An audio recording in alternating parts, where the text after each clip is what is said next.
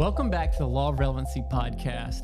I am excited today that we are joined by Dhomonique Murphy. She is the founder and CEO of The Right Method, which is an executive presence course. They have marketing, they're creative. It's an amazing agency that she's created, leading a team of 22 Emmy award-winning teammates. Dhomonique, welcome. Cords, I'm so happy to be here. Thank you for the opportunity. This is going to be fun. Can't wait. Well, thank you for coming on the show. And I am excited to talk with you because I really am into your message. Like, in my opinion, stories delivered the right way are more powerful than just stories on their own.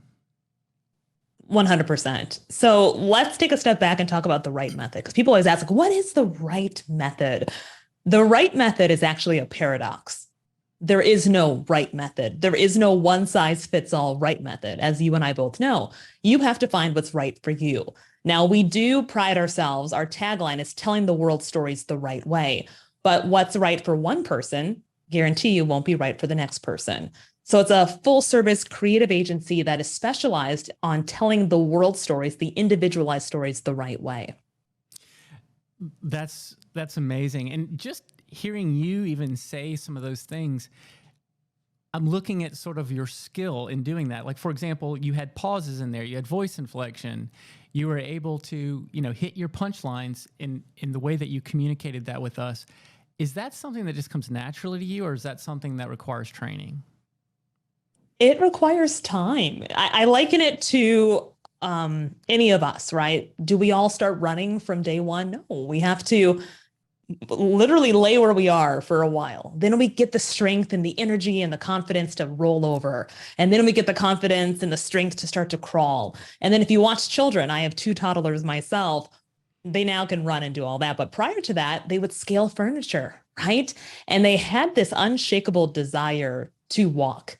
So they had the drive and the passion behind them to say, okay, I'm going to scale, I'm going to fall 500 times, but I'm going to get up 501 times. So storytelling is the exact same way. Do you wake up and are you born a storyteller? Jury's out. My impression is no, it takes time. Did I develop the way I speak and the way I tell stories over time? Absolutely. I've been in the industry for over 20 years. And so with time, just like anything, comes more experience and more expertise.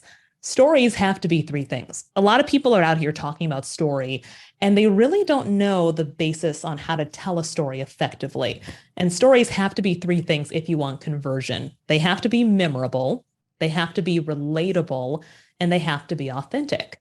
A lot of the people I work with, a lot of the clients I work with, when they first come to me, they usually say, I want to make more money. And I say, okay. It's like the number one thing. I want to make more money. And then I always say, well, the only people who make money work in a mint. The rest of us must earn money. And the way we earn money is by providing products and services that are needed and useful. And contrary to popular belief, people don't buy products. They don't. People buy people, and people buy passion. People and passion are based on story. So there is no greater teacher, no greater seller on the planet than that of the storyteller. So once individuals start to understand the importance of storytelling and the way to tell one effectively, that's when growth and conversion, ROI, happens within organizations. So to go back to those 3 points, memorable, relatable, authentic. If you ask most people, what is your story? They'll look at you like they're deer in the headlights, like, what, my story? And what you'll find is most people will name things off of their resume. They'll say, oh, I have 3 Emmys. I'm a mother. I own this company. I do this. I like to run. I like to do, right? And I usually will sit there and I'll listen and I'll say, okay, got it. I know your hobbies, but what's your story? The story is the why behind the accolades. It's the it and it's the why. So you have to identify the it first. The it is, what is it? What is that thing, Cords, that sets your soul on fire? That thing that most people don't want to express out of fear of what people will say. And everyone has that thing. I would love to be this, or I would love to do this, but they don't want to say it because we're trained in this world to play small. Or trained, well, don't say it, because what if they laugh at you? What if they think you're crazy that you want to achieve X, Y, and Z? So from day one, we've been programmed to think small of ourselves. So we don't really live our truth. We don't really live our stories, but we all have that fire. For most of us, it's been snuffed out, but it's that it is where you start to build your story. What is it? And then when you figure out the it, you have to answer the why. Why do you want it? Is it because you want to be the first in your family to do something? Is it because you want to show your children that it's possible? Do you want to do it to prove to yourself that you can actually do it? What is the why? Like that burning why behind the it. When you have those two things and tell your story effectively, there's passion behind your voice. And when people can hear passion behind your story, that's when you hook them. It's a term we use in storytelling where people lean in and they say, tell me more. But that comes through delivery 100%. All right. So I'm hooked, and you're making this really easy for me. Okay. Because what is your story? I've got 27,000 stories. Which one do you want to hear? I want to hear the one that puts you on the path of where you are today. Like, when did you determine that, hey, I want to be in front of a camera. I want to tell stories for a living. I want to teach others how to do this effectively. Okay, well, I have 3 stories that answer that question. So we'll see how much time we have. But I'll start with the first one as to how I got into journalism. So I'm from a small town, not small town. I'm from a regular medium-sized town, Extra small medium, family. if you will. Say that again? Extra medium, if you will. Extra medium. Yeah. I'm from Minnesota. Yes, I used to have an accent. I would say Minnesota. Oh, yeah, you betcha. Oh, for cute. People always ask, so I'm gonna get that out of the way. Yes, I did speak that way. And I grew up, it was myself, my mom, my dad, my brother, and I had a dog. So small family, medium-sized community, working class family.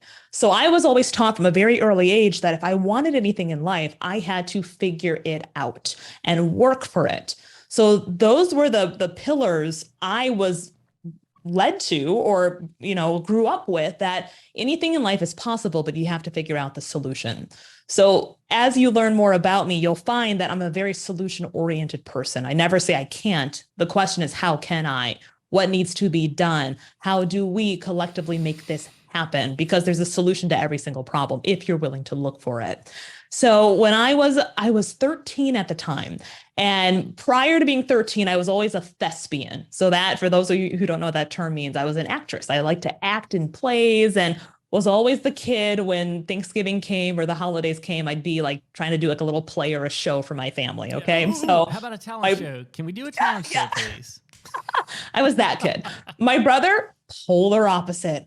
He would like sit at computers and code. And meanwhile, I'd be like, look at me, look at me, look at me as a kid, right? So we were literally, could not be any less similar to each other. So that was my life growing up. I loved the idea of communications. I loved the idea of expressing myself and having fun in the process. So I knew I wanted something in that arena, but in my mind at the age of 13, it was being a supermodel or being a fashion designer in Milan. Do not ask me why Milan. I have no idea. So I knew I wanted to be a supermodel or a wedding designer in Milan. I was like, this is what I want to do. So my father was a high school administrator, a high school principal. And one day he brought home this flyer. It was I'll never forget it. It was a piece of pale yellow paper, tri-folded and printed off of somebody's home computer. Nothing fancy, just like a homemade brochure. And the front of it said, the Urban Journalism Workshop. And he handed it to me. He said, Dhomonique, I think you'd be great at this. I go, what is it? He goes, it's the Urban Journalism Workshop. A woman today by the name of Linda McDonald came into my office. She is the CEO of this brand, and they're looking for young talent who has an interest in writing and speaking and journalism. And I said, okay, so, well, what is journalism? He's like, it's writing and it's speaking and it's storytelling. And I said, oh, okay. But that's not what I really wanted to do. I thought I was going to be a supermodel or a wedding planner. So he said, well, why don't you just fill it out and see what happens? I think you'd be really good at this. So I took the application. I filled it out in 2 minutes, literally. Circle, whatever, pen, pencil, mailed it in. 2 weeks later, I got a letter back. I remember I ran to the mailbox and I said, oh my gosh, a letter. And, at the age of 13, you don't get a lot of mail. So I opened up the letter. I pulled it open and it said, Dear Dhomonique, unfortunately, you were not accepted into the urban journalism workshop. And that's the first time in my life I ever can recall feeling like a failure. And I was like, what? So I took the letter and I went to my dad. I said, Dad, I didn't get in. And he looked at the letter and he looked at me and he said, well, did you apply yourself? And I said, no. And I'll never forget what he said after that. He said, how do you expect to achieve anything in life if you don't apply yourself? And I said, okay. A year later, he brought back that same flyer, kid you not. Linda McDonald had hopped into the office again and brought the flyer and said, hey, we're looking for students. Do you have any students at your school who would fit the bill for what we're looking for? So he brought the flyer home again. He said, Dhomonique, Linda came into the office today and she's looking for students for this camp. I think you'd be really good at it. I said, Dad, I didn't get in last time. He said, well, if I recall correctly, you told me you did not apply yourself. I said, yeah. He goes, remember, anything you want in life, you have to apply yourself. So I took the flyer. I went upstairs to my room for hours. I had the door closed and I started working on my application and spending time on every single question, right? Like actually putting thought and effort into my answers. Typed everything up, printed it off, put it in the mail, shipped it off. And I was like, well, here we go. Let's see what happens. 2 weeks later, got a letter in the mail and it said, Dear Dhomonique, congratulations, you've been accepted into the urban journalism workshop. And I was like, I got it. I got it. So I went to the University of St. Thomas. This is also in Minnesota. It was a 2-week program. And in the course of 18 hours, I called my dad. I said, this is what I want to do with the rest of my life. Wow. He goes, really? I go, this is it. I said, I love it. I love it. I said, it's everything that I love in one. And the way the program worked is it was multifaceted. So a few days were focused on broadcast journalism. A few days were on radio. A few days were on print. And I'm like, this is really what I want to do. But I fell in love with the TV side of it. So that is how I got started into the world of media and journalism. That was my start.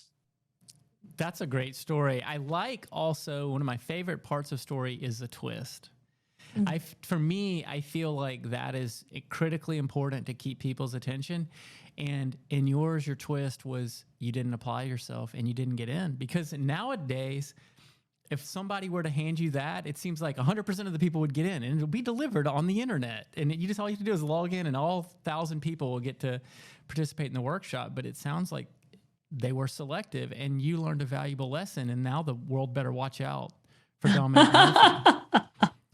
Lessons are there for us to pay attention to, and it literally was a transformational lesson for me. And I approach life completely different now because of that.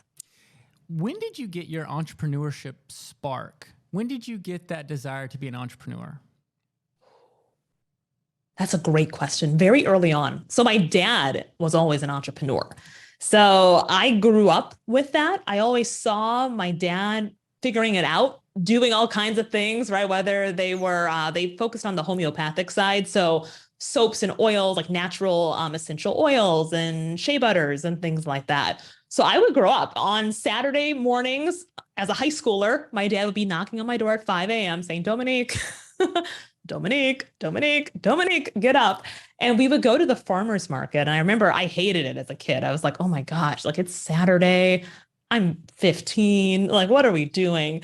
And we would go to our local farmer's market and we'd set up. And so I learned a lot about entrepreneurialism from my dad, seeing the grit and the grace and the grind all coupled in one, seeing how to communicate effectively, but also learning the ropes on how to build a business that actually works the right way. Right? Because there is a wrong way and a right way to run businesses. There are a lot of things you learn in the journey of an entrepreneur that I call them growing pains, right? But you go through them and they make you stronger as an entrepreneur. So some of those I learned myself, some of those I learned through my family, but yeah, I grew up with it, words. It's kind of funny. You said the word grace, and that's not a word that you hear very often paired with entrepreneurship. A lot of times you hear the bad side of capitalism and the people taking advantage of a situation, but I completely agree with you. There is a lot of grace in being an entrepreneur. there's a lot of responsibility. There's a lot of accountability. There's a lot of customer service and things that come along with being an entrepreneur. And it can't be one-sided. And in order for it to really thrive and be successful, in my opinion, there has to be a lot of grace. I say there's four things. There is grit, there's grace, there's pressure, and there's noise. That's the magic formula. So to be a great entrepreneur, you have to be able to marry these three things very well. You have to be able to withstand a lot of pressure, because when you become an entrepreneur, those of you who are entrepreneurs, you know exactly what I'm talking about. There are moments where the pressure can feel insurmountable and you're like, oh my gosh, oh my gosh, oh my gosh, oh my gosh, oh my gosh, right? You have to be able to handle pressure. And with that pressure, the noise that can come with it, because entrepreneurialism is possible, very possible for anyone who can hear the sound of my voice. But there is a lot of pressure that comes along with it. And so you have to be able to handle that. But at the same time, with the pressure and noise, there's grit. You got to have a little bit of grit to make it happen. But then there's the grace side of it. And grace is a beautiful thing, because once you build, if you want to retain, there has to be a level of grace, a level of humility, a level of humanity. People want to work with people. We talked about that earlier, right? They want to feel like they are seen, like they're heard. And that's the human side of us. That's the softer side of us and the grace side of us. I love hearing about your approach. I love hearing about the things that you do with people that come to you and seek your assistance. How do you work with someone who has the desire to improve themselves and their appearance and their presence and all those sorts of things? How do you get started with someone? That's a great question. So I don't believe in a one-size-fits-all approach. Cookie cutter approaches never work. So the first step, and this is broadly speaking, because everybody's different, right? What works for you, what's right for you might not be right for me. So the initial start of this is what we do an onboarding call. So I get to know anyone that's coming into my brand a lot better. And I like to know things such as pain points. Like, what do you struggle with? Where do you want to be? Because just like Earl Nightingale talks about, it's very easy to get to said destination when you know what said destination is. Most people have never identified this. Most people are like, I don't know, I just want to be happy. I just want to make more money. I just want to be free. What do those three things even mean, right? I can give you a nickel. You now have more money than you had 2 seconds ago. So are you now happy? What does it mean when you say you want more money or when you want to be happy? Right. Happy for some people is having a barn and horses and riding horses all day. Other people wouldn't want anything to do with horses. They want to be on a yacht somewhere, right? So what makes you happy? For other people, happiness is not money. Happiness might just be the ability to be healthy and be with the people you love, right? So what is the definition of what you want to achieve? So the beginning is just getting clarity on where do you want to go? What is it that you want to do? And without the fear of, well, I don't want to tell you what I really want because I'm afraid you'll judge me.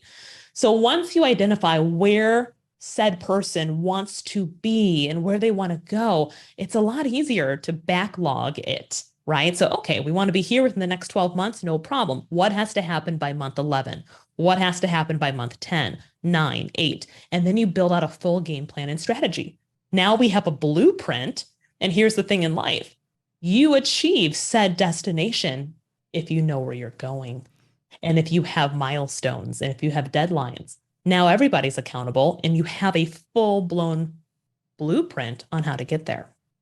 You're just making this so easy for me. So, Dhomonique, where are you going? Where am I going? That's a great question. My goal is to take the right method and make it one of the biggest creative agencies in the world. That's my goal. That's my plan.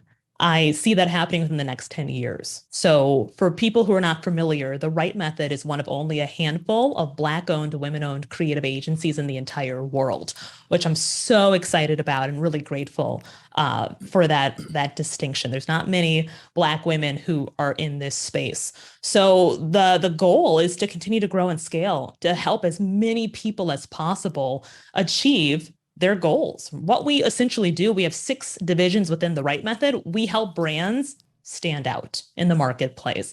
Because a lot of times what I find with the clients we work with, they have amazing accolades or amazing stories, but they don't know how to extract the stories. They don't know how to showcase all of the greatness that they embody. They just don't know how to do it. They're like, I've done all this cool stuff, but no one knows it because it's not visible to the world. And there's a formula, right? If you want to be successful, especially from a monetary standpoint, everyone always focuses on the P, the profitability, right? The formula is visibility equals credibility, which equals profitability. People always have that reversed, and that's incorrect. Visibility is being seen and being heard. If you are visible, you then become credible. Seen and heard makes you credible. People want to work with people who are authorities in their space.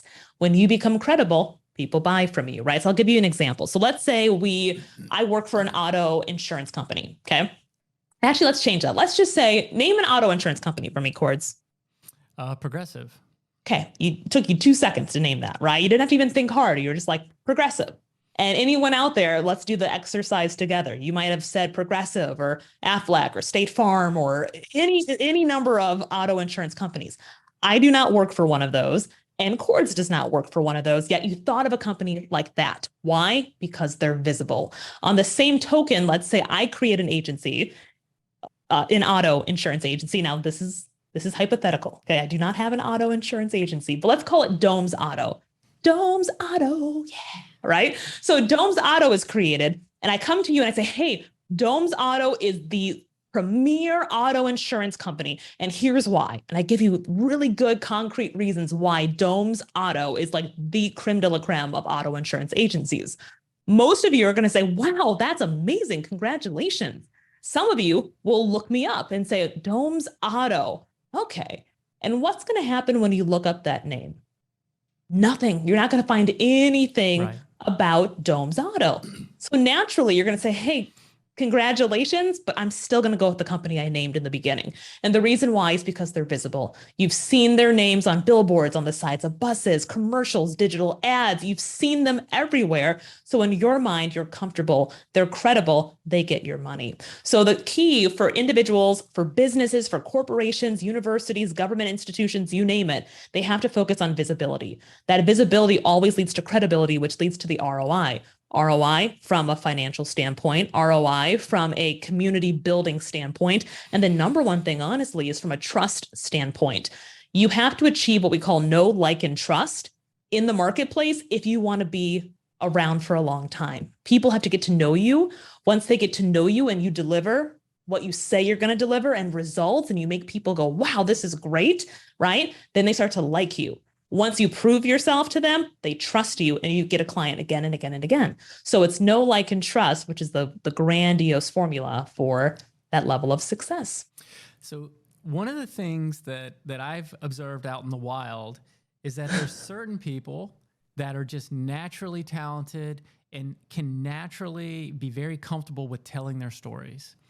And then there's others, whether they're an individual or a brand, that really are like, they think it's more of like humility or it's being humble or whatever, but they're just like, I'm not really comfortable with putting myself out there. If one of them were to come to you and say, okay, help build my brand, how do you convert them into being someone or some entity who is very comfortable with putting themselves out there? Yeah, well, it's just like buying new shoes, right? So you go to the mall, you're walking through the mall and you catch those shoes out of the side of your eye and you're like, oh, shoes, right? And you're like, nope, I'm not going to do it. Blinders on. I'm going to go, right? And you walk around the mall. I may have done this once or twice. And then you're like, okay, I'm going to get the shoes. So you go, you buy the shoes, you get them home, you put them on your bed. If you're like me, you do the little happy dance as you're taking the lid off the box and you're like, my shoes. You put the shoes on and what do you realize immediately? They're uncomfortable at first until you break them in. And the same is true with putting yourself out there. It can be absolutely horrifying at first. The thought of putting yourself out there, what are people going to say? What are they going to think? What if I mess up? What if they don't like me? What if I stumble? What if I have the wrong outfit on? What if?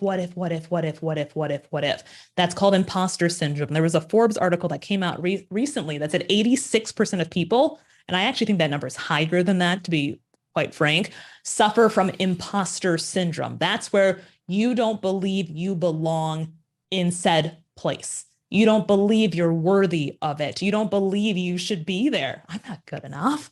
Why am I here? I'm an imposter. I shouldn't be telling people this, right?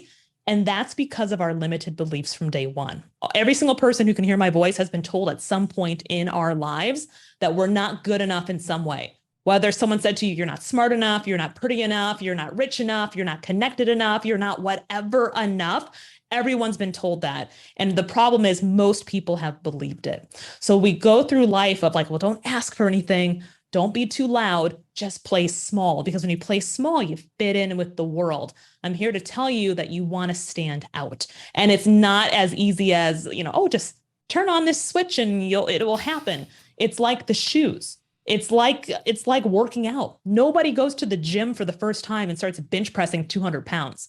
Nobody does that. Nobody does that. You have to build that muscle over time. And the same happens with story. Putting yourself out there, I would never suggest someone who's never ever done anything at all in the media get on a live stream and start going live today.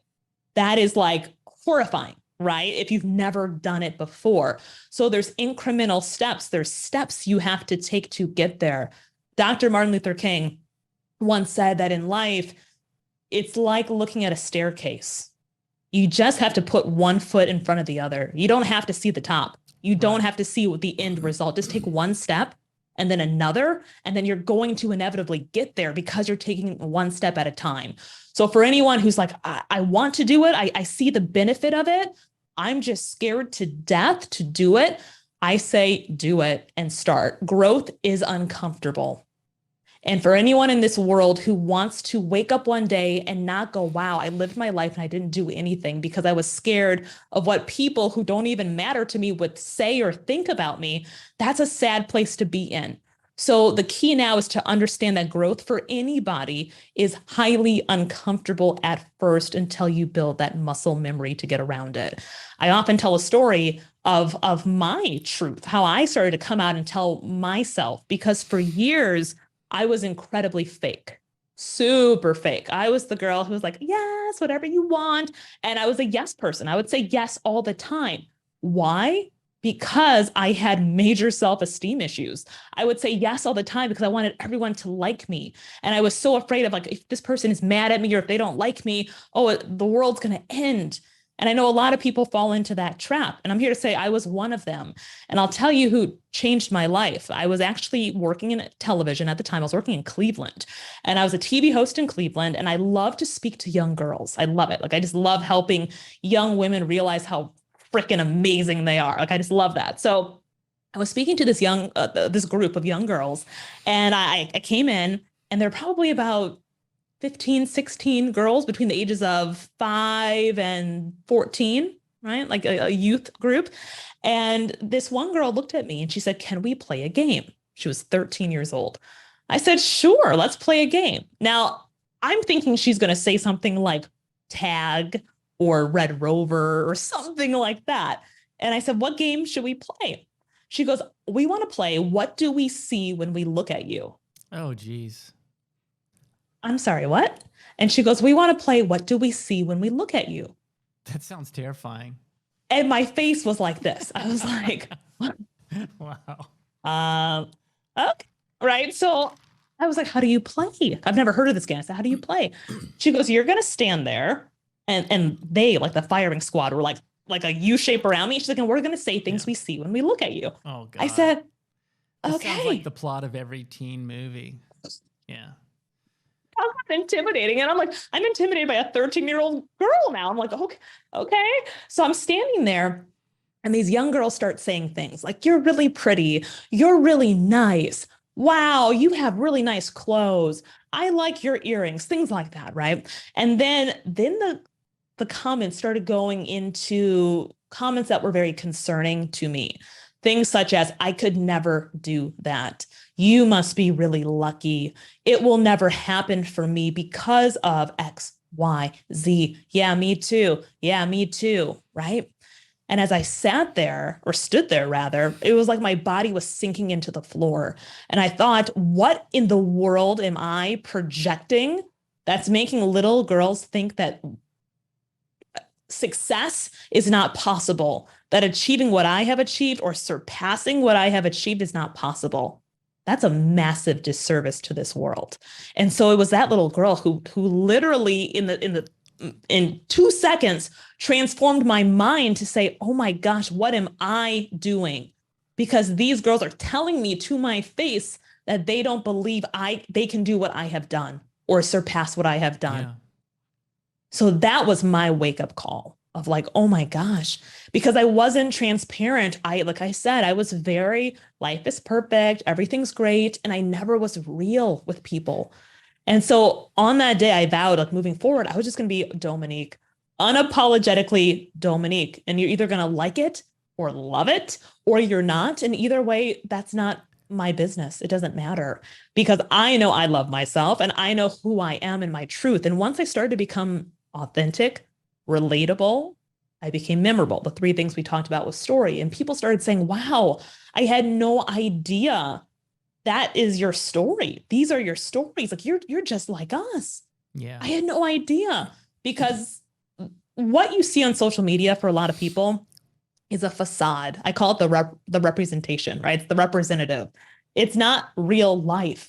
And there are a lot of people looking at things thinking like, wow, their life is so great and perfect, and they get everything that they apply for and everything that they touch turns to gold. But why is it not happening for me? What's wrong with me? What am I doing incorrectly? And the answer is nothing, nothing at all. So I just started becoming really real and transparent with everything. And a lot of stories came from that. A lot of stories from how I won my first Emmy, because people see the things that you see behind me and some of my other accolades, and they think, wow, you must be really lucky.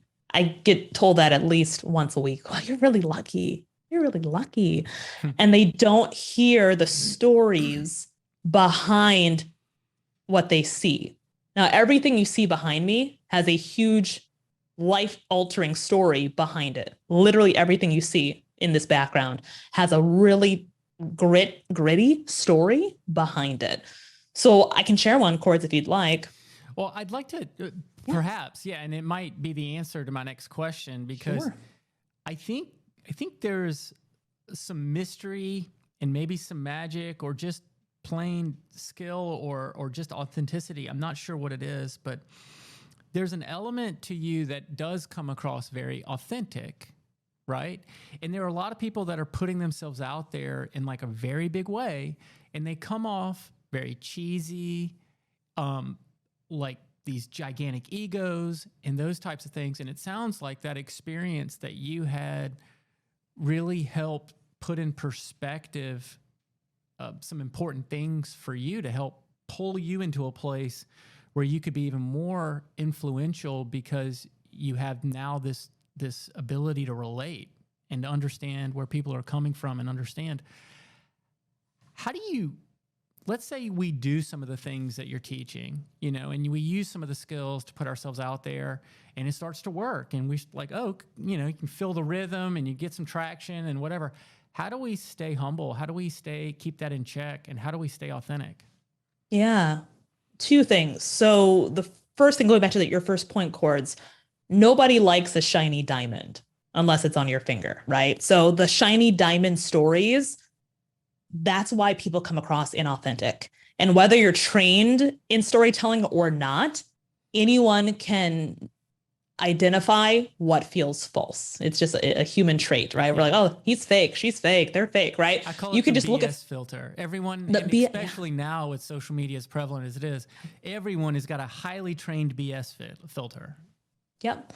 And it's Facebook is social media, rather. It's a lot of that is the representation. It's the representative of what people want their lives to be, right? But if you have to take a photo 75 times to post one that's highly filtered, it's like, that's not real. So the shiny diamond story is that my life is perfect, everything's great, I'm rich and I'm pretty and I do whatever I want and life is amazing. That's called a shiny diamond story. Okay. Very few people on the planet actually have that, unless they were born into it or something like that. Like, that's just not reality. And a lot of people are lying and saying that that is their reality when it's not. Okay. So I'm just going to put that out there, because that's not real for most people. And the shiny diamond story isn't relatable. Can anyone relate to someone who's like, my life is perfect, everything is great, I have abundant money, I do whatever I want, whenever I want, I never have a bad day, everything's perfect? No, we all have bad days. We all have setbacks. No matter where you are in your journey, you're going to have setbacks. Period. It happens. Everyone has days where you wake up and you're just not feeling it. You're like, I'm just having a rough day today. And that's called normality. Like Right. that is normal, right? So the shiny diamond story does not work. For storytelling, how do you stay humble? There's two ways. Either you do what a lot of people do and you get cocky and you're like, I'm amazing, I'm this, and something happens, you lose it. Oftentimes the people you see who get a little bit of success and they start to gloat, oftentimes that is taken away from them. And I'm just talking historically. If you look at like, it does seem historically, like it's very short-lived a lot of times. Yeah, because when you take your eye off the ball, a lot of things, I mean, this is such a loaded question and I love it because there's so, again, it's not a one size fits all approach, but when you take your eye off the ball to try to flex, to try to impress people who really don't really care about you, that's when you start to lose things, right? Because then people start to validate themselves based on likes. Oh, only 20 people liked my post today. Oh no, right? All of that stuff. So when you have a success, when you are through your story, right? You have a success, the key is to keep grounded. The key is to keep focused. The key is to realize that just because you had a win, you could lose it tomorrow. Life is like an EKG machine. It's up, it's down, it's flat, it's up, it's down, it's flat. And humility is what attracts people to you, right? Humility is what makes people go, wow, I really like her, or I really like him, because they're so real.